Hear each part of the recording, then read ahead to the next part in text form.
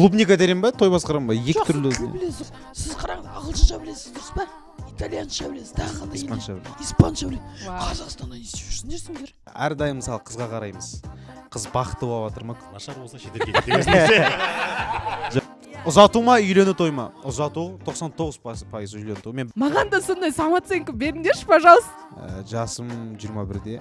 Үйленбегенім қателік деп ойлаймын. Қазір 34-темін. Уже кеш. Қартайдым. Шетел азаматтарына қыздарды ұзатқан кезде жүрегіне ауыра ма? Менің жеңгем, ағам, мен анау мынау. Жігіттің жақсысы нағашыдан дегенде итальянша қалып деппеші.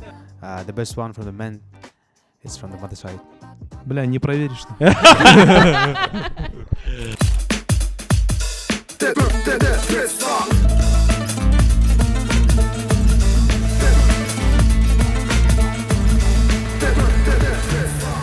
Так, бізде неше выпуск ну? Білмеймін, неше. Бір жыл сүріп жатқан сияқты сұрадым да мен да. Ұмытып қалдым. Бізде прям перерыв болды. Жақсы да? 2 жұмадай ма? Иә, короче, біз микрофон алдық. 2 жұма микрофон істедік. Қай На микрофон кофейне. сай келеді екен деп ойландық. Сосын киім іздедік Айжанға. Неге маған? Алмата деген киім таптық. Көре алмай отыр уже. Жоқ, әдемі екен, өте стильді екен. И самый главный біз гость іздедік қой. Иә. И наконец-то таптық. Вот. Қалай подводка, нормально? Әдемі. Бәрі звезда, иә, қонақтары. Ешкім қонаққа келгісі келмейді. Бәрін ертерек шақырып қойған басқа ютубтарға, Қол босыңыз. бағдарламаларға. Арыстан қош келдіңіз. Саламатсыздар ма? Қай жаққа түсіп кеттім деп ойлап отырса. Жоқ маған 3 сағат бұрын Айболат хабарласты ғой, кел еще бір орын босап қалды. Қолың босыз. Қолың бос болса кел деп. Бізде резервті қонақтар бар. Иә. Тез келе салатын. Резервтан ең соңғы болғам ғой, бәрі бос емес, сен бос болсаң. Резервстаннан келіп Резервстаннан келіп отырмын. Станға. Айболат, ну ладно, келе салсыншы. Амал жоқтан шақырған сияқтысыздар ғой. Жоқ. Блин, Арыстанға жазып жіберіппін ғой деп па? Жоқ, просто біздер YouTube каналымызды Италияға, сояққа қарай шығарайын деп едік та. Болғанда мән берме енді. Сондай Вот единственный человек подготовился. Иә. Бәрі келді. Қош келдің. Иә, қош келдіңіз. Жалпы барлығы сені ағылшын тілінде жетік меңгерген тойларыңнан таниды. Сол арқылы шақырып отырмыз. Рахмет. TikToktан көрдік. Иә? Шетел азаматтары. Жоқ, өзі сол TikTokта ғана. Өмірде көрдім. Фейсбукта жоқпын мен. Одноклассники ондай сізге жақын болмаса маған жақын. Threads'та барсыз ба? Threads'та бармын, иә. Threads'та жазасыз ба бірдеңе? Жоқ, жазбаймын. Көремін, оқимын, бірдеңе салам. Еще Threads'та андай бар ғой, егер Instagramға бірдеңе салсам, Threads'қа шығып кетеді ол тоже. Тоже сам пост. А так мен прям жазатын ештеңе қатты қызық емес мен. Жалпы әзілге қалайсыз? Әзілге бармын, иә. Енді той саласында болғаннан кейін әзілге де бармыз. Неге әзіл жазбайсыз сонда Threads'та той туралы? Ол жазу үшін бізге ақша төлеу керек дейсіз. Ақша төлемесе Вот жазбайсыз. көрінбай, бесплатно ешкім. Бала шағаң бар ма? Жоқ. Бойдақсыз. Бірақ осы жылы үйленемін бұйырса. Құтты болсын. Қыз бар ғой. Бар, иә. Дұрыс. Семен жасы кішкентай. Мені 1 жас үлкен. 1 жас үлкен. Ой, Жақсы. Раймаған жолын қупсың ғой. Ой, райымға жетпейді ғой. Да. Жайын қайдан білейік. Әдемі. Осымен бағдарлама тамам. Келесі қонағымыз шақырайық да. Есікті ашып кіргенсі. Мы формат рилсы перешли қазір. Бұлай, жалпы бағдарламада қазіргі өзекті тақырыптағы Threads'тарды оқимыз. Соны талқылаймыз. Сенің де өзіңді ойыңды білдіріп отырсаң болады арасында. Арасында емес, білдірсіндік. Болмаса, ладно деш. Жоқ, жалпы болмаса керек пе мен? Қатты керек пе сендерге десе? Жоқ, ашығынан білдірсеңіз болады. Жақсы. Рұқсат береміз дейсің. Аха, хорошо. Так, кім бастайды онда? Бізде қиыны бастау. Да. Жоқ, өзің бастай бер. Бата бер. Жоқ, жалпы онда Қайрат бастасын. Короче, біздер веткалар оқимыз. Соны Наша задача комментировать, иә? Комментировать? Ойдағыдай сталдың. Осылай ма? Микрофонды, иә. Соның ішінен үздігін таңдау керек саған. Вот. Үздігін таңдайсың. Үздігі дегенде күлкілі ма или Жоқ, резонанс? қайсысы ұнайды саған? Қайсысы? Қайсысы ұнайды, көңіліңе шат. Бізде әдетте Қайрат оқи ма? Мен жаңа ғана айтқан нәрсені сен сәл арасына орысша қосып айтып бергеніңше. Хорошо. Нормально ма? Жақсы. Қайраке баста. 2 тамада ұрсадың. Адамның кедей немесе бай болуы ол тағдыр ма, әлде таңдау ма? осындай ауыр нәрселерді қозғайды. адамның кедей мен бай болуы тағдыр ма таңдау ма дейді. Жас баланы өзің қалай ойлайсың? Өзіне сұрақ қояйық та, осындай ауыр нәрсе алып келеді. андай басымыз бүйтіп қалды ма бәріміз күшті әңгіме оған. енді өзің қалай Мен түсінесің тағдыр деп ойлаймын. Сен үшін күшті әңгіме ғой. Все, жарайды онда. келесі жоқ неге тағдыр Қандай қоғамда дүниеге келдің? Мысалы, индустардың арасынан бай бар шығар, бірақ өте аз ғой, например. Кедейлер көп. қандай Мысалы, отбасында мысалы, дүниеге келген емес па Индияда адамдар бар ғой, ана өздерінің құдайларына құлшынады ғой. Олар сұрайды екен, келесі өмірде Америкада туылсам екен деп. Олар өздері мынау өмірден нелері қалғанда үзгенде үміттерін келесі өмірін планировать етіп жатыр да. ал қандай отбасында дүниеге келгеніне байланысты Құдайлар гарантия бере ме екен? Қандай отбасында дүниеге келгені байланысты деп ойлаймын иә. Қандай елде дүниеге келгені байланысты. Бірақ ең маңызды бір 90% адамның характері деп ойлаймын. Характеріне Сен байланысты. өзің тред соғып, өзің жауап беретіндей дайындалып келіпсің кәдімгідей, иә? Жоқ, сіздер енді үндемей Иә, дұрыс отырсыздар. қой. Өте дұрыс. Жоқ, дұрыс, иә, дұрыс. Менің де ойымша ол тағдырдың да мәселесі бар, бірақ таңдаудың да мәселесі бар. Өйткені әр адамның өзінің таңдауы бар ғой, мысалы. Ол қандай қоғамда дүниеге келдің, бірақ қоғамға дүниеге келгеннен кейін саған мысалы 6-7 жастан ескіргеннен кейін сен уже ары қарай өміріңнің бағдарын өзіңнің қолыңда да, мысалы сабақ оқисың, оқу таңдайсың, қай жерге түсемін деп. Енді түсінемін мен сізді, мысалы жаңағы айттыңыз ғой, Индияда кедейшілікте мысалы да дүниеге келген адамдар болса, олар енді базар жоқ. Жоқ, ол Индиядан келген өзі. Иә. Бірақ басқа әлем недавно басқа лечение бұрыштарында, мысалы Қазақстанда мысалы қарапайым отбасыдан элитаға шыққан адамдар да бар мысалы. Айболат отыр ғой мысалы. Мысалға мен Айболат бүкіл проблема образованиядан деп ойлаймын. Себебі біздер мысалы өстік қой, 90-шы жылдары, 2000-шы жылдары дүниеге келген балалар, біздер әлі советский методикамен сабақ аламыз да мектепте. Дұрыс қой, ең күшті методика. Жоқ, мен келіспеймін. Мысалға бізде неге мектепте кәсіпкерлік деген сабақ болған жоқ? Неге налог төлеу деген сабақ болған жоқ? Наука. сен терең ойланады екенсің Экономика деген. Болды ғой нормальный сабақтар, өзін өзі тану. Өмірде керек нәрселер ғой, мысалға. Неге? Валиология. Квартальный отчет тапсыру. Америкада бар ма ол? Налог төлеу деген сабақ бар ма Америкада? Бар болар деп ойлаймын мен. Кәсіп бизнес Америкада ондай жоқ. Америкада налог төлеу деген сабақ жоқ. Tax pay деген сабақ жоқ Америкада. жоқ па? Негізі былай қарасақ, қазіргі таңда біз мысалы даже 2005 жылғым, и бізде советский почти 7-ші сыныпқа дейін советский немен программамен оқыдық та. И мысалы мен 2005 жылғы америкалық школьникқа қарағанда мен ақылдырақпын да. Өйткені олардың образование деңгейі бізден төмендеу. Бірақ базар жоқ, оларда мысалы. Сен кім айтты саған? Базар жоқ. Бірақ мысалы біз сіз айтқандай налог төлеу, entrepreneurship деген сабақтарды алсақ, мүмкін оларда бар шығар. Бірақ менің ойымша дәл қазіргі таңда біздің екі жақтың да білім беру деңгейі бірдей. андай дебат болып кеткен жоқ. Бізде Қазақстанда мен ойлаймын. Екеуің әңгіме айтайын, біз шыға берейік. Мен кәсіпкерлік деген сабақ керек деп ойлаймын да. Үйрету үшін бизнес қалай бастау керек, қалай ең шет жағасын түсіндіруге, логикасын түсіндіру керек та, бизнес қалай жасау керек екен. Тағдырдан Бастауыштан бастап па? Бұл трецтан Менің жаңағы трецім сіздің жаңағыдай өзіңіздің жұмыс жасап жатқан жұмысыңызға байланысты. Агугай ансамбль деген жазып қойыпты трецқа. Тамадалар туралы. Жоқ. Қалай ойлайсыз, тойдағы ең пайдасыз нәрсе не? 100% алып тастау керек нәрсе не? Ансамбль демен. Агугай ансамблі деп па? Ансамбль. Өтіп кетті Екіншіде былай базар. жазып қойыпты, сүндет той. Боқтап жазған ғой. Тойлардың арасында ма или тойдың барысында ма? Тойдың Тойдың барысында ішінде, да, в жалпы. целом, да? Той сферасының ішінде, иә? Иә, жалпы осы шоу. Лишний нәрселер. Лишний Шоу нәрселер. программаның арасында нені алып тастау керек деп ойлайсыз енді өзіңіз ведущий ретінде? Так, енді Арзан асабаларды алып тастау керек. дұрыс, біріншіден. Екіншіден, тойлар туралы, иә, мысалы, сүндет той, тілашар той, бесік той дегендер тоқтату керек. Ол ең былайша айтқанда қатты шығындалатын той емес. Карьерамызды бітіріп алайықшы. Ал саған бір нәрсе айтайын ба? Карьерамызды Қазір бітіріп сүндет той алайық. тоқтату керек деп айттың ғой. Қазір ана жақта бүкіл мұсылмандар жейді сені. Неге именно мұсылмандар дейді? Жоқ, енді ана мұсылман болу тойы ғой ол. Неге сүндет той тоқтату керек деп. Жоқ, Біздер ана жыл айттық қой, бір ақшасы көп екінші болса ыстық тамақты жасай алып берсін. тастау керек деп қоймыш. Кім айтты соны? Екінші ыстық тамақты Да? алып тастау керек. Ана столда отырған адамдардың жарты стол желінбейді. Сосын ана бір вилканы алып тастау керек. 3 вилка болып қояды. Вот Неге жаңа сүндет- айтқандағыдай привет деген адамдар шақыра бермеу керек. Иә, Амандасқан адам көп. Сүндет той негізі баяғыдан бері келе жатыр ғой, неге алып тастау керек? бізге жасамаған сияқты, просто сүндетке отырғызды да, той жасамады. маған да жасамады мысалы. Жағдай болмаған шығар. Маған сүндет той жасады. О. Қанша адам? Сендерге ол кезде туысқандарды жинап ауылда жасады. Ана ол кезде андай еді ғой, қатарлас балаларды қосады да, оптом кеседі жасайды. Сөйтіп Бір адам ғой кесті. Иә. Тойда оптом жасай ма? Ауылдың молдасын кездіріп, атамыз той беріп, үш немересін бірдей.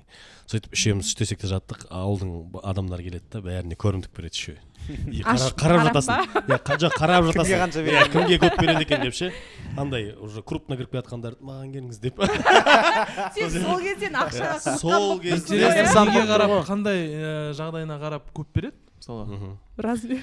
Так, Қайратқа 10 мың, так, саған 5 мың деп сөйтем ма екен? мен дәу болғанда кінәлі. Ал сіздер не ойлайсыздар, тойда нені алып тастасақ болады? Көп нәрсені алуға негізі. Тойда кішкене мимайсың. даже уақытын қысқарту керек сияқты. 4 сағат па? 4 сағат, 4 жарым, Максимум, вот сбормен Тост максимум алып 5 тастау сағат. керек. Тост Тілектерді, иә. Тілектерді алып Барынша. Тойды 2 сағаттан қылу керек. Күніне 5 той аламыз. Таң Әншілер атпай. сияқты мандай бір тойға кіріп шығады. Иә, А что телеграм бот не создавать етіп ана Қазақтар телеграмда отпайды. тілектер экранға шыға береді не Ол онда не керек той жасап, онда үйден шықпай-ақ телеграмда отырып. Онлайн видеозвонокпен той тойлап. той жасағасын шоу керек сияқты ана адамдардың сөйлегені бар. Сосын біздің қазақтар тойға дайындалып келмейді ғой, достар бәрінің айтатын бір нәрсе да. Жоқ, негізі бұрын бақыт, денсаулық, бля, уже 200-ші адам отыр. Аспаның ашық болсын. Аспаны Жоқ, ашық. кезінде ата заманда тойда мықты кісілерге ғана сөйлеткен ғой. Шешендер ғана сөз бастаған.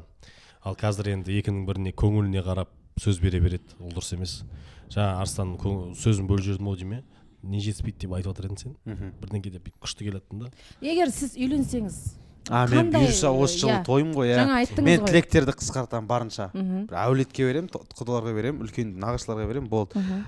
Бүкіл әріптестер, достар, класстастар, палшандар, Бәрін бірге өмірде, шығарасыз. өнерде, пешеходта танысқан барлық адамдарды жинаймын да осылай. Бір адамнан сөйлеңдер, болды. Кейін мен әртістерді қысқартамын. Кейбір тойларда мысалы ведущийлер түсінеді, 45 мың әртістерді шақырады. Олар бірінен соң бірі шығады, халықта оларды көруге уже мұршасы жетпейді да, шапалақ билеуге мұршалары жоқ та, бірақ той иесі, мен бір той болсам 12 әртіс шақырған. Оның екеуі Қайрат Нұртас, екіншісі Екі Қайрат Нұртас. жоқ, біреу Қайрат Нұртас, екіншісі тоже бір күшті әртіс.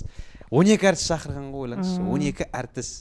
Енді ана той 7 сағат болды. Дейін көрді ғой. 7 сағат. Оралдың дейін көрісің ба? ФС қой мынау, ФС. 7 сағат басқарды ана тойды мысалы. Үйлену той ма? Үйлену той болды.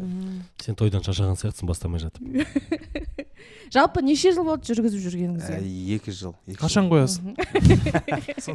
Қашан бітіресің? Жоқ, мен жуырда бітіретін сияқтымын. Мысалы Неге? сіз мысалы Сен Неге? болашағың өте мықты. өтірік Сен айтатын десең. әлемдік деңгейде жалпы Қазақстанның тіпті атынан шығып жүргізуге лайықтысың. Сен кәдімгідей Ол да бар, тілек етіп кетті ғой. Деп андай Ақсақал отыр Иә, ма? ақсақал болып. көпшікті қойып Андай тонмен төменгі ноталарды алып жоқ, мен өйткені жақында Қолың ояндым жай ғой. бата береміз. Енді ғана ояндым. жоқ, мысалы сіз енді шетелдік азаматқа тұрмысқа шығып жатқан қыздардың тойларын басқарасыз, иә? Олар да біздің мына салт дәстүрлерімізді кәдімгідей соны орындап жатады, сырға салып жатады.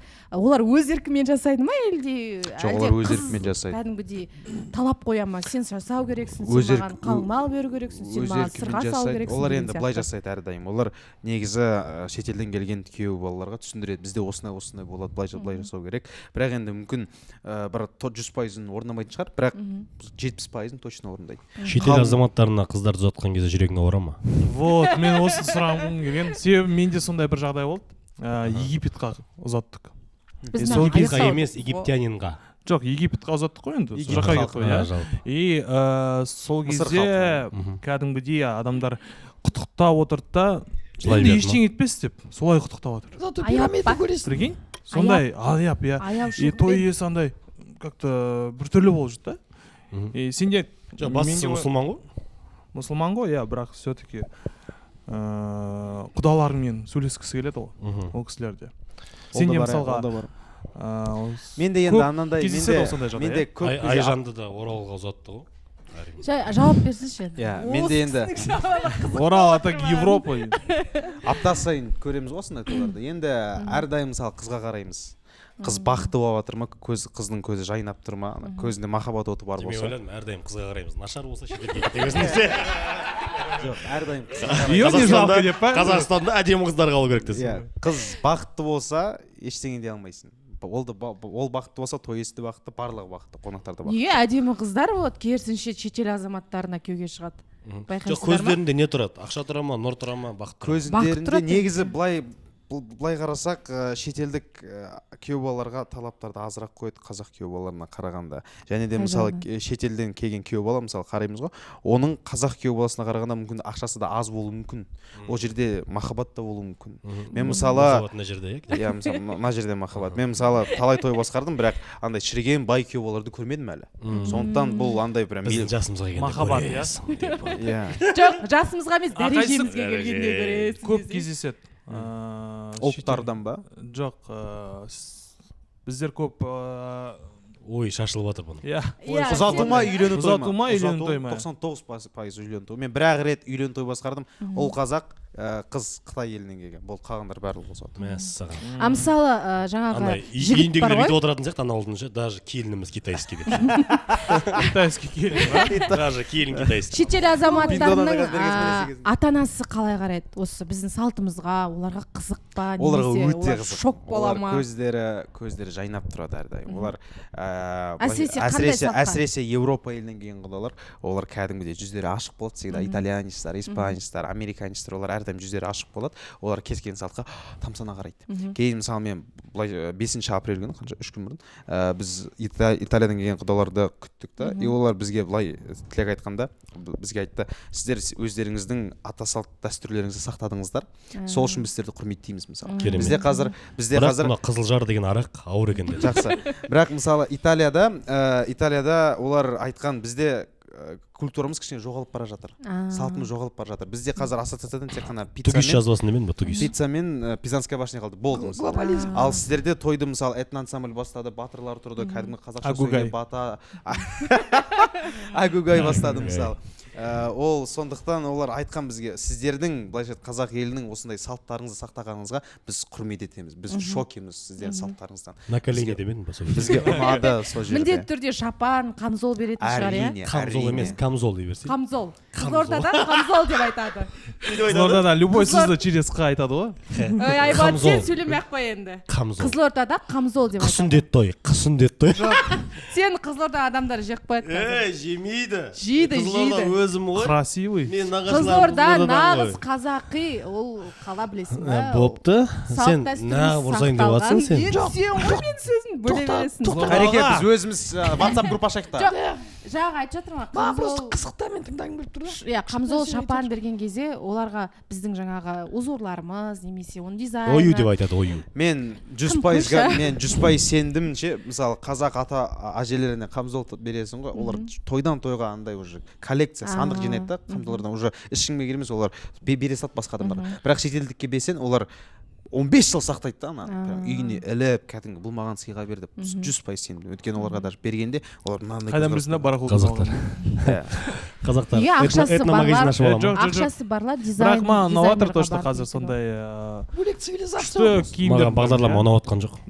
Мен кеттім. Кеттім мен. Өздерің Жоқ, ұлттық нақыштағы киімдерді көп шығарып жатыр ғой қазір. Стильный это прям өзің қызығасың да, кәдімгідей көшеде киіп жүреді, бұрын кие алмайтын едік қой. Сонымен енді Мен ойлаймын да, осы ана кішкентай балдарды сүндетке отырғызғанда түйме жылқымен алып шығады ғой. Ол енді артық қой. Сол артық, сол кетіп бара жатыр, ана қыздарды түймені алып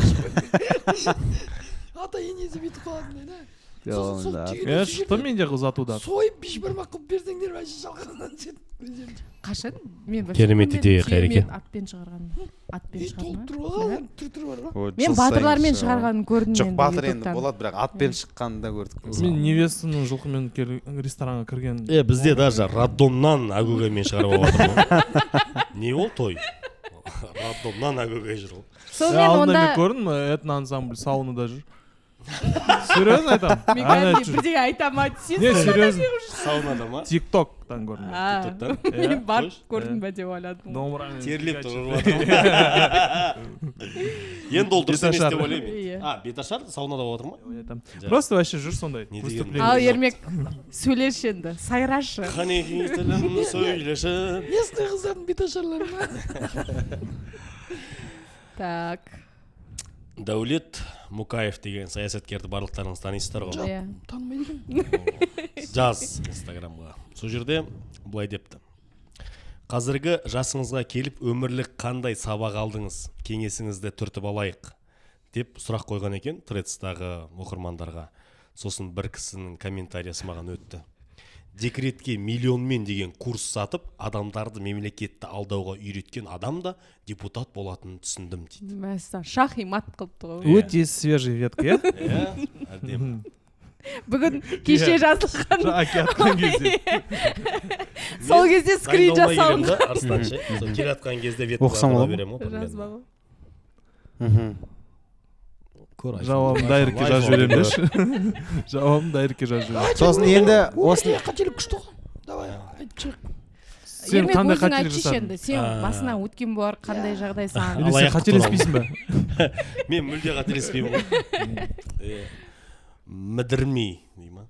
Жалпы бұл жерде өте бір керемет айтқан дүние. Бізде қазір мысалға саясатқа депутаттардың барлығын енді шыны керек халық сайлағандай болады, бірақ халық сайламайды ғой. Мысалға шыны керек Дәулет бұрыннан инстаграм парақшасын кез келген желідегі жоқ, бізбен ары кетсе бір 2 жас 3 жас шығар, 4 жас болса ешкім менсінбеймін десең қазір. Сол жігіт мысалға шынымен де жаңағы декретке жаңағы миллионмен деген өздері сондай бір жобалар жасап жүрді да. Мемлекеттен қалай ақша аласыздар, былай аласыздар, былай аласыздар деп бүкіл халықты сөйтіп енді үйретіп жүрді да. Одан кейін аяқ астынан депутат болып кетті. Ол қалай ол сонда, ол бүкіл жаңағы оған айтқан сияқты, сен системаны ашпа, сен депутат қыламыз деп. Мен вообще ойладым ол кісіні кореец деп. Ол жігіттер мемлекеттен ақша алудың түр-түрі сырын білетін сияқты. Иә, сондай сыр. жоқ, сұрақ негізі қандай жаңағы Сіздің қателік сұрағыңыз жасадым қандай? деген ғой, сол емес па? Иә, Сол иә. сұраққа жауап беру керек қой. Қандай қателік жасадым дейді. Қазіргі жасыңызға келіп өмірлік қандай Иә. сабақ алдың? Өмірден қандай сабақ алдыңыз жалпы? Күн сайын қателік жасаймын. Каждый день айтып отырамыз. Үйленгеннен бастап қателік. Мен де тұрмысқа шыққаннан бастап Әне. қателік жасадым деп ойлаймын. Әне, так, жалпы. Арыстан желание айтып кетсек, осы күнге келіп қандай қателіктер жасадым, иә? Осы жасқа дейін Осы жас- жас нешеде сабақ қазір? алдыңыз. Жасым 21-де. Тек школдағы қателіктер. Диктант жасаған. Оғыншы класста деп па? Өте жас Тойға екенсіз. Мен осы бағдарламаға келіп қателік жасадым десе. өмірімдегі ең Иә деп келіскен үшін. Айболатпен иә деп Иә, келіскен үшін. келіскен үшін. Қандай қателік болды бір? Ә, Үлкен ірі қателік. Негізі Үлкен өмірі ірі әлі қателік. алда ғой. өміріміз әлі алда, шүкір, бірақ үлкен қателіктердің бірі басқа адамдардың айтқан, былайша айтқанда адамдардың ойына құлақ аспау деп білемін. Өзім білемін деп айту. Өзім білемін. Мысалы, кейбіреу айтады, ешкімге мән бермей өзің бас дейді. Ол да дұрыс, бірақ 100% ешкімге мән бермей, даже ата-анаңды тыңдама, ол да қателік. Мысалы, кішкене болсын халықтың құлағына халықтың сөзіне құлақ салып, олардың айтқанын кішкене қорытып, кейін өзіңнің шешіміңді шығару керек. Мысалы, мен жас кезімде 16-15 жасымда ойлағам, мен бәрін білемін деп. Қазір де жассың ғой сен. Жан болды. Бірақ бәрін білемін деп ойлағам. Бәрін білемін, бірақ енді есейе келе қазіргі жасқа келгенде мен әлі түк білмейді деп енді миыма келіп жатыр да. Сол мысалы өмірде талай қателіктер сол арқылы жасалынды мысалы. Қандай қателік болды сенде? Мен қателіктерімді есіме түсіре алмай жатырмын ше. Қателік жоқ сияқты сенде? Менде қателік көп болды. Мысалға мен жалпы 2015 жылы Ресейге кеттім, Москваға. Сол кезде менің бір дос балам LA-ға өшіп кетті да. А мен Москваға кеттім оқуға, ол LA-ға кетті оқуға. Мен қазір ойлаймын да, бля, сол Жылап қалмашы, кезде пожалуйста. LA-ға кету керек еді деп. Москваға емес. әлі де кеш емес, қазір кете берсей билет алып. Жақсы ғой просто. Басқа цивилизация ғой. А чё просто Мәскеу мен LA ғой. Екі түрлі әлем. Мен сен басында Мәскеу таңдап қойдың ғой. Иә, Мәскеу таңдап қойдым мен. Себебі мен юморды қуып кеттім да. Комедияны, нені. Оказывается, просто қуып кеткен екен деші. Оказывается, просто қуып кеткенім керек. сол ма өмірлік қателігің? Иә, Басқа сол басқа қателік жоқ сенде, иә? жоқ басқа қателік жоқ. Басқа идеал. Родной окрас. Қалғандары бәрі нормально сияқты. Қалғанда нормально сияқты ма или нормально ма? Нормально. Не уверен. Үйленген мысалы Давай қайратқа қайтып үйленгеніне келеміз андай ойландышы. бір өкініп жүргендер бар ғой, ондай жоқ Жоқ, қой жоқ, жеке ондай өміріңе жоқ, қатысты. Жоқ, бәрі жақсы. Құдайға шүкір. Сенде? Мен айттым ғой жаңа дейсің. Жоқ, Стендапқа шыққан қателік емес. Жоқ, қателік емес. неге күлкілі? Мен барып көрдім. Орысша стендапта Қайреке өте күлкілі. Қазақшасы да күшті. Қазақшасы да күшті. Сен барып көрші, Да, мен білесің. қазақшаны көрген жоқпын Қайреке. Дәл сол стендап Мен сені орысша стендаптан білемін. Мен сөйлеп жатырмын. Да! Согласен.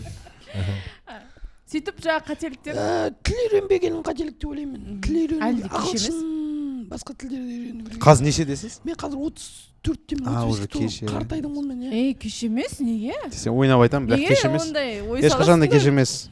Жоқ, мен ойлаймын да ол. KFC бастығы 85 миллиардер болған. Кеш емес, 1-2 жылың бар әлі. Бірақ ол ағылшынша білді ғой ол кезде. Даже ол ағылшынша білді ма? Даже ол ағылшын. Менің бір не племянниктерім Сен бар. зато Калмыкияда тұрдың да еще. Мен Калмыкия, мен тұрмаған жерім жоқ қой, короче, мен Калмыкияда тұрдым ғой. Элиста деген қала. Сейфуллинада тұрдың ба? Сейфуллинда тұрдым, Чапайда. Улица Сейфуллина, За 20. местных принимали, да? Калмыкияда. Я, Да? кстати, менде Калмыкияда мынандай интересная история болды. Мен бірінші күні келдік қой. Келдік, түстік. Қазақтармен гулять етіп жүрік. Сим-карта, анау мынау алу керек та. Тоқтай сап, что было дальше десе? Сосын бір топ жігіт тұрда мені бүйтіп шақырып алды да. Мен бардым, местныйлар ғой. Кто эти, дейді, мен казахи, деймін. Откуда приехали? Из Казахстана. Когда приехали? Мы там только утром приехали. Нихуя ты быстро подружился. Нифига ты быстро подружился, дейді. Үлкендердің әңгімесі қызық емес па? Қызық. Мен маған қызық болып отыр. Қызық болып отыр. Өйткені сен жасың кеп қалды біразға. Қаншаға келіп қалды? Мен әлі жаспын, иә. Сенің Мен Давай, жаспын. Айжан. өмірлік қателігіңді айтшы. Неге білмеймін. өкінесің?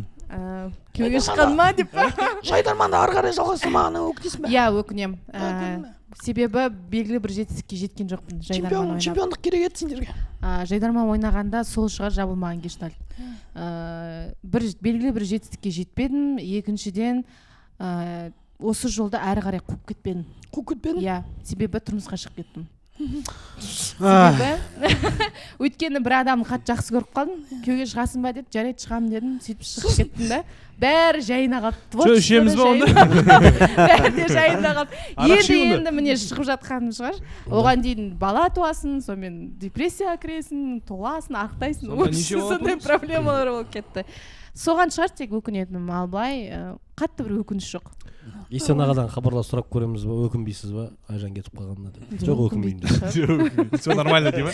Ол кім демесе болған. Кім еді ол Қай Айжан? Айжан деп айтып тұрса. Сіздер қай жылы ойнап кеттіңіздер соңғы? 2014-те ойнап кеттік. 2014 Назарбаев чемпион болды ма? Ол кезде үшінші сыныпта болған ғой. Мәссаға. Көретін бе едің жайдарман? Жайдарман неге Білмейді білмейді? ғой ол Телевизор кезде. болған жоқ қой. Қазір білесің ба? Қазір білемін, көремін осы. Жоқ, негізінше Өкініштерің есіме түспей отыр, айтайын десем. Осындайда Өкініштерің ше. Ал былай қатты бір өкініш жоқ. Айболаттан сұрайықшы, бір өкініші бар сияқты. Басқа қандай ойланшы бір. Ойлашы. Айболат айтса сосын мен айтамын. Да, сен айтсын дейді. Қандай өкінішің бар? Менде ма? Ерте үйленіп қойдым дейді. Это, конечно. Жылы қуу керек еді. Иә, свободный жүру керек еді негізі көп әлі. Нешеде үйлендіңіз? Я ойнатамын. Во сколько? Мен 24 жасымда үйлендім. А, нормально. Негізі нормально, иә. Жоқ, мен оған өкінбеймін. Алланың жазғаны ғой десе. Алланың жазған сынағына көнеміз. Могло быть и хуже, да? Иә, мен жас кезімде кішкене жұмыс істемегеніме, андай көп пробовать етеді, рисковать етпегеніме кейбір жерде өкінемін. И мысалға тоже жайдарман ойнадық, андай мындай сондай жүрдік қой. Сонда чуть-чуть результат болмады да, но короче направление бұрып жүрдік қой. Той деп, жұмыс істеу керек, ақша табу керек. Қай жылы той бастадыңыз? А? Қай жылы той бастадыңыз? 17-тен бастадым да, 18 примерно сондайдан бастадым. Үйленгеннен кейін бастады. Жайдарманның Кішкене творчество қалып қойды да, сосын вот Жайдарманның финалистіне үйлендім ғой, возобновление. қалай результат жоқ. Нормально. Жайдарманнан алғаным ба осы? Жайдарманның алған Осы өші. деме ақ қой Осы сен. кубок. Жоқ, осы деп сен мен зат ретінде қарап отырсың ғой. Осы деме. Жайдарманның саған бергені. Бергені. Әдемі ғой солай. Сен ағамен құда болып тұрсыңыз. Есен ағаның қызын ұзатып алып жатыр ғой типа. Есен Есен аға ақтөбенікі ғой, батыстық. Ақтөбенікі. жалпы енді екеуің шешілді ма, бәрі дұрыс па, иә нормально. бәрі Жұмыстарың көп сияқты сендердің екеуің. Психолог керек сияқты сендерге. Ажырасайын деп отқан сияқтысың. Жалпы құдайға шүкір дейінші, бір өкінетін нәрсе жасамаппын. Себебі Бізде де бар сондай. иә өйткені Бәрі алда, қорқамын мен бәрі алда. құдайдан ше. Каспийдан заказ берген қате нәрселеріңше. Жоқ қандай. Білмеймін, қате нәрселер заказ Жоқ. береді дейді ғой. Файл береміз. Жоқ. Жалпы мен мен қателесуге қорқам. Неге? Өйткені рисковать етуге қорқам. Себебі менің ойымдағыдай болмай Сендер қаламын. ана ғашықтар туралы бір бағдарлама бар ғой ютубта, соған барып өздерің шеше алмайсыңдар ма? Жоқ қандай. Екеуі Енді сен өзіңдікін айтып айтшы, сен аузыңды жауып отырған. Бізде осылай ұрысып кетеміз кейде. Әсіресе ермек екеуміз. Жалпы менің қателігім өзімнің мамандығым бойынша я болмаса басқа бизнес саланы басында меңгермегендігім. Қандай еді сенің мамандығың? Зона комфорта дейді ғой, соған тойды бастап 2011 жылы тойды бастадық та қатты кіріп кеттік и сосын басқа ештеңе қызық болмай қалды. Сол қателік. Ақша деп қуып Ақша кеттің сен. Иә, 2011-де ақша деп сонымен той деп одан кейін қайтадан Жайдарманға келіп бізде сөйтіп келіп кет жүрдік қой. Жайдарманда да Есен аға үлкен бізге мүмкіндіктер берді. Біз Қырғызстанда да ойнадық, Азия-Мексиктің лигасында ойнадық, Тамашоуда ойнадық, бүкіл жерлерде ойнадық қой. Үлкен мүмкіндіктер болды, бірақ біз мысалға Жайдарман я болмаса бір той десе, тойға кетіп қалатынбыз да. Ренжімеңіз Есен аға, осы жол барамайын деп тұрмыз деп. Негізінде үлкен мүмкіндік қой, қарап тұрсаң. Сол кезде мысалға чемпион болуға болар еді, біздің де бір жабылмаған гештальтымыз ғой. Сол Айболат екеуміздің гештальтымыз почти кішкене ұқсайды. Сен жылайын деп тұрған сияқтысың кішкене. Жалқы қалды.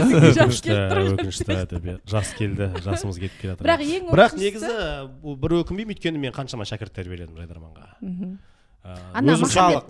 Өзім чемпион болмасам да тәтті құраманы чемпион қылдым, например. Махамбет танисыз ба сіз? Мырза Махамбет, мысалға сенімен жасты балалар. Одан кейін оларды жаңағы Тұрсынбектің лигасы болды, Тұрсынбек Қабатовтың лигасы да.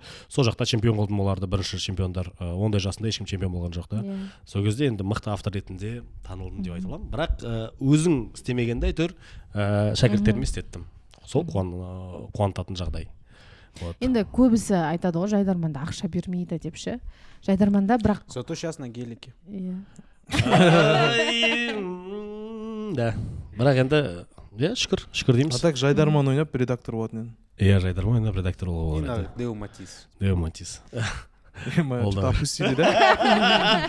Кестай ұзады. Так, Арыс, сенде қандай өкініш бар? Енді бірақ енді 21 жаста өкініш жоқ шығар ешқандай. Мен өкініш жоқ, шын керек, мен өмірді всегда солай қабылдаймын. Сендер, что-то сендер. Бірақ өкініш болған, мен осы суббота 4 сәуір күні самолетқа кешіп келдім Ақтөбе қаласына. Кешіп қалдың ба? Кешіп қалдым. И 200 мың шығынды алдым кішкене. Бірақ өкініш бар болды. 200 мың да?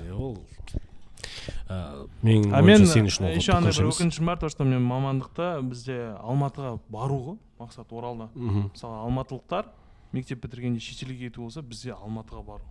Или Астанаға бару, Москваға бару, сондай басқа қалаға кету. И біздер тұрды да грант болсын деді, мен вообще ландшафтный дизайнер деген мамандыққа озеленение города. Былайша айтқан кезде даже қазақша айтсаң орман шаруашылығы. Прикинь, сондай мамандыққа. Орманшы, лесник. Жаза салғам да, сөйтіп соған грантқа түсіп кеткенмін ғой. Қай университетте бар сондай мамандық? Аграрный. Прикинь. И біздер тұрады да сабақ болып жатады. Любой момент келеді де, просто нормальный костюме отырсаң да, субботник дейді алып кетеді. А это понедельник, понимаешь? Субботник. Сөйтіп барамыз да, прикинь, по абай жинап жүреді.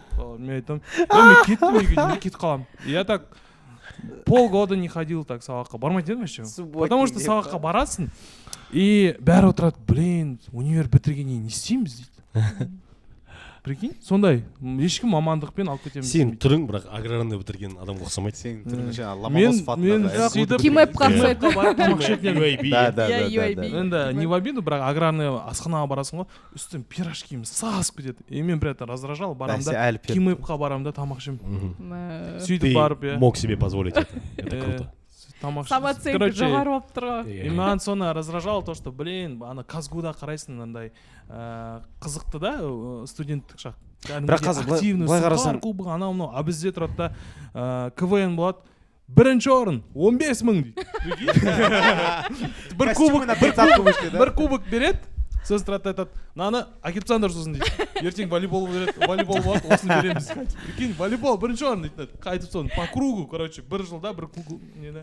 Зато сіз Алматыдасыз мысалы. Иә, ну зато енді аграрныйда достар таптық, таныстар таптық. Орта таптық.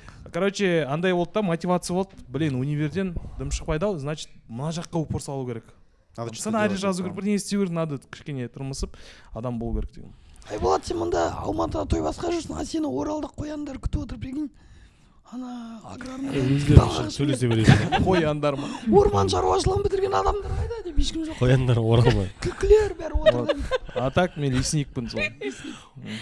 Орманда дейді. Өнерге түскің келген жоқ па? Жүргенов. Ақша жоқ қой. Өнерде Өнерде жоқ. Өнерде жоқ, Ақша да жоқ. Сен Жоқ, сұрақ мен қоятын анадай адам таптың негізі ба десең? мап, UIB-ға қызықтым. Да. Хотя бы Казгу деймін. Но Казгуда как будто кішкене білім жетіспейтін сияқты болды маған. Енді сен Да. мапқа да түссең де білім Мапқа зато жетіспейді. Мапқа ақша жетіспейді. Иә, разводить ету керек. Короче, сөйтіп, әйтеуір лесник деді. UIB-ға Маған бәрі киім помню, жетіспейді. класстастарымды құттықтап отыр. Сен грантқа түстің, Казгуға молодец. Сен политех нормально, анау аграрный істе. Ладно, ештеңе етпей, ағаңмен тұрасың ғой, общежитие тұрма деп ше. Сондай. Шугарик оқыған ба сен? Тоже орман шаруашылығы. Жоқ, мен просто Шугаринг жасайтындар. практика барамыз ғой. Ұзынағаш жаққа ма? Жоқ, есік жаққа ма кетіп қаламыз. И практикада отырып, блин, барамыз. Тұрады да, бүгін шөп жыламыз. Сосын айтамын, давай мен саған чекушка алып беремін деймін ана кісіге. Давай. Ұйықтай берсен дейді. Қалғандарым шөп жыламыз. Мен сөйтіп ұйықтаймын кешке дейін. Жалпы Сен қош келіп жатайын жатсың. дедің ғой. Арыс бәрі нормально ма? Да, да, все шикарно, нормально. Просто осылай кейде өздері. Бұл енді өзінің ашқан передачасы ғой, Иә. білгенін істеп жатыр. Да, нормально. Бізде Қазақстанда кім не ашса сол білген істейді ғой. Сильно. Су құйыңдаршы. Давай, келесі стресс Давайте оқыш. кеттік. Баян Есентаеваның үйін қарау. О, прикольно, давай қарап кеттік. отырмын, иә. Давай. Сол жайында жазғанда НАСА айды көрсетіп жатыр, американецтер дейді да, біз бір байдың үйін талқылап жатырмыз. Ол біздің деңгейіміз ба? Деңгейіміз ғой. Қоғамның деңгейі. Мәдени деңгейіміз. Сіздерге қызық болды ма? Тұрсен. Технология Баянның. жоқтығы. Мен кусочектар қарадым. Иә. Мен примерно Мен- білдім осындай жағдайда деген олар. Қандай Актуалка болған үшін қарадық. Өйткені кез келген жаңалықтың басында жүру керекпіз ғой. Қарадық, иә? Енді ол Бейбіт Әлбековтың Ойымызды сондай жаздық. жобасы ғой, ол үйді көрсету деген ол сондай жоба. Оны талқылап жатқан халық қой. Халық. Талқылап жатқан трец. Жақсы үй салу үшін 4 гектар жер керек екен деп өз ойымды білдірдім мен. Жоқ, қараңдаршы еще.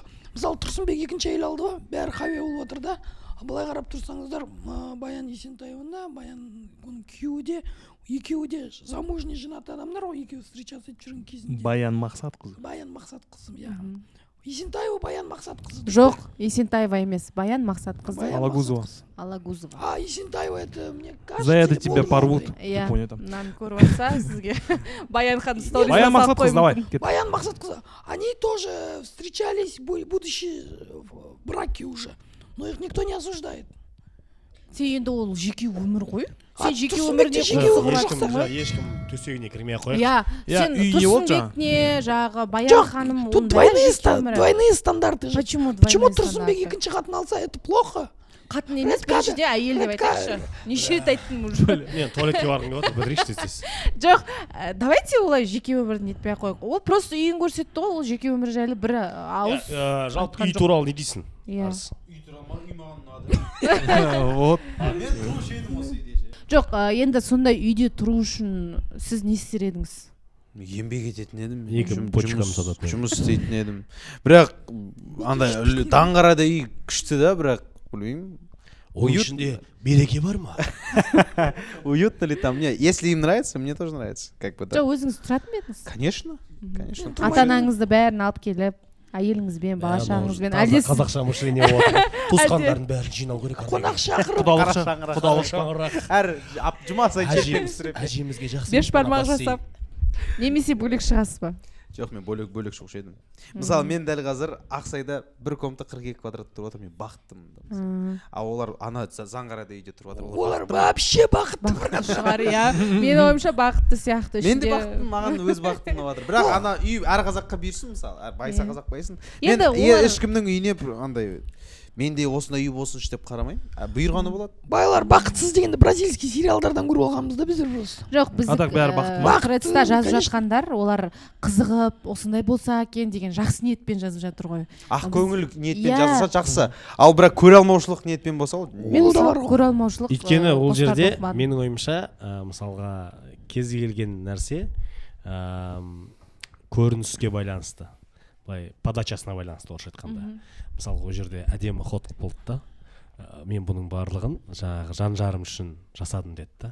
Содан кейін бүкіл бізге де осындай болса, әйелдер, бүкіл әйелдердің барлығы жібіп кетті. Green flag деп. Сразу green flag и барлығы уже позитив жаза бастады. Өйткені Қазақстанда бір нәрсең ұнау үшін бірден, менің ойымша, әйелдерге жағатындай қылып жасау керек та. Сол кезде бірден, өйткені ана бірінші топ 100 комментарий әйелдер жазатын сияқты. Сол үшін ханымдар, әйелдер сіздер күштісіздер. Маған Айжан айтады, егер маған жақсылық жасасаң, жолың ашылады дейді. Мен соған ашылады ғой енді. Сондай болса да.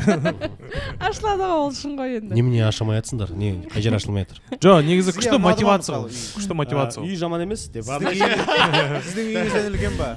Тәкаппарлық па? Жаман емес болады, бірақ енді ана стойка. Стяжкасы қалай, стяжкасы? Крышаны дұрыстап па? Навес керек. Слишком простенький деп айтқандар да болды. Навес керек. Сосын ана воротаны көрсетпеді. Ана жерге пульту ворота керек. Жалпы енді дистанционный управление. Бәрі керемет қой. Бәрі керемет. Біздер ЖК-мызбен ауыстыруға дайынбыз ол үйге. NASA айды көрсетіп жатыр деген талқыламаймыз біздер. NASA ай. Енді бізде де ондай. Бізге де осылай жазып жүрген ғой. Ана жолы бір выпускта обсуждать етіп жатыр. Сонда жұрттар дейді да, басқа планетаға барып жатыр дейді, мыналар қалауыммен отыр дейді. Дұрыс қой. Дұрыс қой дейді ба? Не, про нас написали, нас обосрали. Правильно. Ну ладно тогда. Ну если бы мы позвали, я не знаю, доктор там Байқоңырдан біреу шақырып отырғызсақ, бізде сол просмотр жинай алмайтын едік. 3 просмотр ғана, доктор әйелі баласы немересі бұл. Я сосын Байқоңырда бір жігіт нешені екен. Жақсы.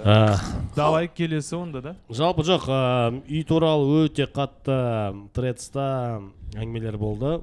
Қызықты веткаларды қозғайық, үй туралы қандай қызықты ветка оқыдыңдар? Мен енді ондай негатив ештеңе оқыған жоқпын. Көбінесе әйел адамдар осындай түрсен сияқты ер адам жолықса екен деп. Сосын бір кісі жазып жіберіпті, онда өзің баян сияқты болу керексің ғой деген сияқты. Яғни бір-біріне жаңағыдай сай деп тұр ғой. Ең өткені Баян ханым бүйтіп үйді көрсетіп жатқан кезде арт жағынан 2 тәтешка қарап тұр ғой. Соны скрин жасағанда, ана ар жағында қарап тұрған біздер деп салып жүрген ғой. Сәуле жазады, Сәуле сәлем. Өте күшті, өте күшті. Иә, маған да өтті. Сосын сізге не өтті? Өзіңіздің жазбаңыз өзіңізге өтпеген болар. Мен не жаздым? Маған сол өтті, сол біз деген. Өте қатты. Мен ол выпускты көрген жоқпын бірақ. Мен просто бассейні бар, иә? Шет жағасын, иә, бассейні бар. 2 бассейні бар, иә? 2 бассейн. 2 бассейн, екеуі тұрады ғой, не дұрыс. Жалпы саған қандай жазбалар өтті? Тредста отырасың ба? Тредсте отырам, бірақ қатты көп отырмаймын. Бір-екі жазбалар өтеді. Андай фейк аккаунттан жазады ғой. Менің жеңгем, ағам, мен анау-мынау, мен бөлмесіне кіріп кеттім. Видно, что это фейк, андай нереальная ситуация в жизни. Андай профиліне қарайсың, профильда өңке андай негативный жазбалар да, хейт жазбалар, халық мені жеп қойсын деген жазбалар да. Сол комментарий оқыған өтеді ше маған. Еще қазақтардың комментарий жазғаны ол әлемдік возбуждающий ма? Возбуждающий. Егер комментарийдан сайыс болса, қазақтар мастер спорта болады ғой, шынымен. Коммент жазудан қазақтар ғана номер 1. Қазір мысалы күлдіретін жерлер өте көп қой. Соцсет, мысалы TikTok, тіпті жаңағы комментарийдің өзі де бір третсе енді отал. Бір третсе андай болған. Я замужем 2 раз, у меня 3 детей, задавайте любые вопросы деп жазып қойды. Батыстырық қағанаты қашан құрылды деп өтіп кетті маған сон. Любые вопросы деп батыстырық. Сенің аудиторияң мына кісі екен. Батыстырық қағанаты қай жылы құрылды? Иә, ол өте соңғы веткалардан анау бірінші лига отыр ғой, футбол. и трансляция бардак болып жатыр да, ана жерде не жоқ, уақыт жоқ, уақыт заман, мыналар сонда 10-ға дейін ойнай ма дейді. Сосын тағы сіздерге не өтіп жатыр? Әркім әйтеуір өз-өзін айырсыншы осы жерде отырған. Күліп береміз. жоқ жаңағы фейк аккаунттан жазады деп жатырмын ғой. Олар осуждениеден қорқатын сияқты. Спиш деп жазатындар бар ғой ше. Мені біреу андай осы жазғаным үшін кәдімгідей жаман ойда қалам екен деген сияқты, сол үшін фейк аккаунт ашып, ішіндегісін айта алмайтын сол жерге жазатын сияқты. Себебі шынымен де 2 жас ұйықтап жатқан кезде бөлмелеріне кіріп баратын сондай бейнелер де көп бар. қой. Ондай бар. Спонсор іздеймін дейді шығар. Профильна кіресің. 8 марттың алдында андай Профильна болады. кіресің, онша емес. 8 март. Көрдің бе не? Бә, сен неге жоқ болып кете береді? Сен неге ақша жоқ деші? Жоқ, жетпей кетті Жоқ. сол кездері. Ол сен дұрысынан түсін, сол спонсор іздеймін деп жазып жүрген ай болады. Ей, Иә. қандай спонсор керек еще ана трецтағы простой адамдар бар ғой, ана көкелер, апалар 200 мың теңге бар ма ақша просто біреу 200 мың теңге лақтырып жүр. А мен андай көрдім, черная касса ойнаймыз, 2000 теңгеден соғасыңдар дейді. Дастарханға тапшыра келсін ғой. Черный кассаға жоқ өзі де. Маған Тредста ең өтетіні бір фото салады да, неудачный кадр, артында біреу тұрып қалған, жанында біреу тұрып қалған. Фотошоперлардан алып тастаңыздаршы десем, наоборот, бытшын шығарып тастайды. Рай для Арыстана. Маған сенің жазған комментарийларың өтеді. Білем, өзіңе. Айболатқа жазасың ғой. Жазасың ғой, рахаттанып. Мен айтамын ғой. Маған соңғы білесің ба анау залдан фото жіберді дейді, бәрі качок болып жүріп жатыр ғой. Бір мужик просто диванда залда жатыр. Осы тағы да не өтті сендерге осы уақытқа дейін Тредс ашылғалы бері ең өткен комментарий қандай болды? Маған сосын біздің ана Қазақстандағы жалпы эстрада болсын, кез келген өнер адам болсын, танымал адамдар үлкен кісілер кіріп келеді ғой Тредсқа, соны айтшы. Сәкен Майғазиев смайликтар. Жоқ, сосын ана Ләйла Сұлтанқызы кіріп келді ғой Тредсқа. Қалайсыңдар деп ше. Эй, Ләйла, ты чё такая дерзкая деп жазып қоя ма еще осыны? Сосын ана комментарийін өлтіреді ғой, тәте, әпше, не болды сізге ше? Еще андай кісілерде ше, мен ойымша енді жалпы Ләйла Сұлтанқызы емес, басқа да үлкен кісілер енді кішкене бір жасынай сай жазса болады ғой, түнгі сағат 2-3-те жазып жүреді ғой бір нәрсе, байқамай ше. Сосын халық жейді ғой. Түнгі 3-те қалай кетті деп. Иә. Әпше, демалмайсыз ба деп ше. Сосын Ернар Айдардың тиктоктар өтеді. Ана еще под индийский музыку, да? Андай кешігіп келе жатыр ғой. Сосын біреу маған ол кісіге жазған комментарий ұнады, мынаған иі барын айтпаңдар дейді. Анау өтеді, қыздардың, симпатичный қыздардың астында комментарий. Сұлу қыз қайғала дейді. еще соны ашпаса үлкен кісі ма? Семьясымен тұрады. Хабасында Маған өтетіні. Жоқ, бір бетке көргем тоже. Шымкент қаласы қыздар организация 8-де танысайық, жүгіріп қайтайық деп жазыңдар деп ошибкамен жазып жатыр ғой еще. Маған еще ең айыратыны салғаны жігітті технично жазғысы келеді әдемі қыздарға, бүйтіп дайректтарына жекелеріне жазған кезде соны скрин жасайды да қыздар салып жібереді ғой. Сол қатты өтеді ғой. Бет ашар дейміз ба, не дейміз ондайда? Жоқ, мен айтамын да, сонда ер азаматтарда қаншалықты жоғары самооценка болу керек ше? Әйел бала шағасы бола тұра, андай қыздарға сәлем қайғала деп жазып қояды ғой. Маған сол өтеді. Маған да сондай самооценка беріңдерші, пожалуйста, деймін ғой ше. Сіз қараңыз, ағылшынша білесіз дұрыс па? Итальянша білесіз, тағы қандай испанша білесіз. Қазақстанда не істеп жүрсіңдер сендер? Той басқарып жатырмын.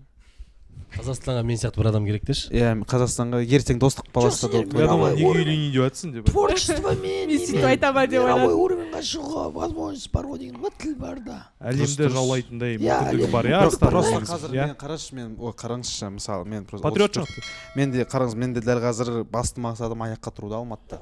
Мен өзім Астананың тумасымын, мен Алматыда жалғыз өзіммін да. Алматыда мысалы Астанаға қашан қайтайын деп жатырсың? жақсы. Алматыда өзіме аяққа тұру үшін мен жұмыс істеп жатырмын, и сол ақша тауып жатырмын. Маған дәл қазір ақшаның потологын беріп жатқан той саласы. МИД емес, переводчик емес, ағылшын тілі пәні мұғалімі емес, той саласы. Ақша қай жерде тұрса мен сол жердемін. Бірақ сіздің айтқаныңыз дұрыс, творчество керек та, бірақ мен алдымен фундаментін өзімде тұрғызып алайын, ақша бар болғаннан кейін уже өзім шығармашылыққа түсіндің ғой, тұрғызып жоқ алады. ана жақта просто ақша да возможность для реализации. Где? Америкада ма? Америкада 2 жыл болғанмын, ақша жоқ бұл жерде. Америка. Америкада мен болғам, ақша жоқ. Той саласы сияқты мен Америкада картошка тазаласам да, трак айдасам да ештеңе бермейді маған ше. А неге бәрі Прикинь, сол осыдан жаққа кейін де барғыш? қайрат той жүргізіп кетсе. Британия. Вообще жоқ да. Клубника дерем ба, той басқарам ба? Екі Жоқ, түрлі. тіл білесіз осы офисқа, Родной, компанияларға. менің тіл білгенім ана жерде 5 жасар бала да тіл біледі ғой. Қазақстанда кейбір мен ағылшын тілін білсем, мен президент болатын бала деп. Мен президент бола алмаймын мысалы. Әр адамның деңгейі бар мысалы. Мен просто ағылшынша білем, просто мен адамдар андай патолог көреді да. Бірақ мен патолог емеспін, мен аргент плинтуспын мысалы. Бірақ былайша айтқанда ол для кого-то это минимум. Для мой максимум это для кого-то минимум. Но мой максимум сейчас нужен только здесь. И только здесь я могу выжить свой максимум. Орысша стендап жазып, ағылшыншаға аударып, оны испаншаға аударып, Мексикада тур беріп жүрген ғой деймін. Мүмкін алдағы уақытта может быть. Почему Можно, нет, да? ше? Можно. Жоқ, жалпы менің ойымша ең қызықты қазір біздің бағдарламада, жалпы бүгінгі трестерден қарағанда ең қызықты дүние, біз Арыстанға бір кішігірім бір нәрсе айтсақ, ол бірден ағылшын тіліне және де испан тіліне аударса, сол Ойын ба? иә, жоқ, жалпы көрермендерге ол Арыстанның бір ерекше қабілетін дәлелдеу ғой. Көбісі ойлайды ғой, мысалға той болғаннан кейін дайындалып келетін шығар бәлкім. Бәлкім ол жағандай бәрін дайындап алған, сол үшін сондай деген сияқты. Негізінде шынайы бір талантыңды бір көрсетейік деген ниет қой біздікі, иә. Бар ма сондай ой? Қалай қарайсыздар? Ешқандай мәселе жоқ. Жігіттің жақсысы нағашыдан дегенде итальянша отырып берші. Испаншаға де. Итальянша біледі ғой. Итальянша. Жоқ, давай на английском. На сначала. камерунском. Жігіттің жақсысы нағашыдан ба? Иә. The best one from the men is from the mother side. Бля, не проверишь. Еще андай тез Как будто ойына шығарып жатқан сияқты. көбісі ойлайды ғой, мысалы біздің сөздер керемет деп ше. Соны егер тікелей аударса ауыр естілетін кейбіреулер. Бірақ иә, ол енді ағылшыншада метафора сөздер көп қой, Шекспирдің жазбаларында. Бірақ біз оларды естімейміз мысалы. Мен де мысалы тілектерді аударғанда, мысалы Қажымас Қайрат деген сөзді мен I wish you all the best деп аударамын ғой, болды типа all the best деп андай. Андай нәрселерді ағылшындар жалпы шетелдіктер ауыр түсінетін шығар де. Келесі жылы бір бастарың екі бас болсын дейтін. Я просто беру типа много детей, чтобы көп балалы болсын. Тікелей аударсаң өте қызық болатын сияқты. Өте қызық, түсініксіз болады олар. Мына сөзді аударып беріп қойшы. Аттан құласақ та салттан құламаған халықпыз. Even if you fall from the horse, never fall from the traditional culture. Все, А прикольно. что, интернет жоқ па не? Жалпы рахмет. Менің ойымша өте бір қызықты болды. Арыстанның осындай бір керемет талантын тікелей біздің жаңағы бағдарламада көрдіңіздер ғой, бірден аударады. Арыстан шақырыңыздар, әртүрлі халықаралық іс-шараларды жүргізетін, болашақта өзінен зор үміт күттіретін бауырымыз. Азамат. Иә. Енді осы жолы Азаматтың да азаматы бар.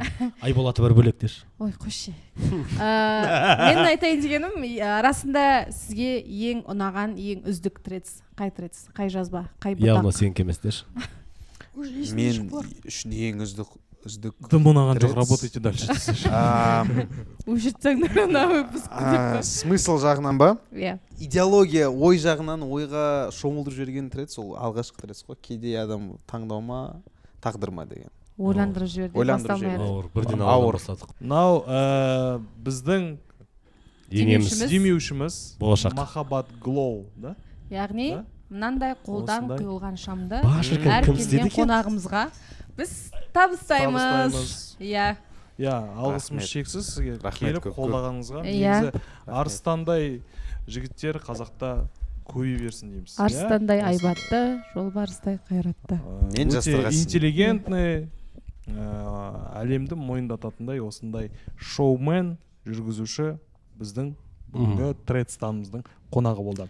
Көп рахмет көп. келгеніңізге. Махаббат. Иә. Махаббатқа сен. Жеңісті күндерде жүздескенше. Жүрекпен, махаббатпен сізге Иә, сыйлаймыз. сыйлық. Рахмет көп. Осы шамды жаққан кезде бізді есіңізге түсірерсіз. Әрдайым. Шырағың сөнбесін. Бітпей ма немен Сол, бітті, иә? Давай, Арыстан. Құрмет достар, лайк басамыз, комментарий жазамыз, колокольчикті басуға ұмытпаңыздар. Бұл трецтан